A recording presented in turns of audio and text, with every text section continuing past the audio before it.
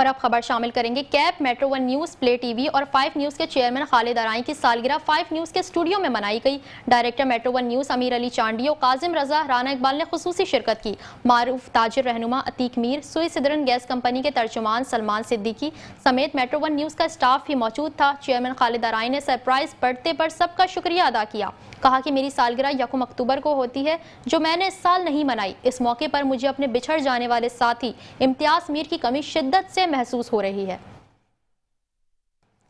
Cap, metro one news, play TV और 5 news के chairman Khalid अराई की सालगिरह 5 न्यूज़ के स्टूडियो में मनाई गई। डायरेक्टर मेट्रो वन न्यूज़ अमीर अली चांडियो, काजिम रजा, राना इकबाल ने खुसूसी शिरकत की। मारूफ ताजिर रहनुमा अतीक मीर, सुई सिदरन गैस कंपनी के तर्जुमान सलमान सिद्दीकी समेत मेट्रो वन न्यूज़ का स्टाफ भी मौजूद था। चेयरमैन खालिद अराई ने सरप्राइज बर्थडे पर सबका शुक्रिया अदा किया। कहा कि मेरी सालगिरह 1 अक्टूबर को होती है, जो मैंने इस साल नहीं मनाई। इस मौके पर मुझे अपने बिछड़ जाने वाले साथी इम्तियाज मीर की कमी शिद्दत से महसूस होती है।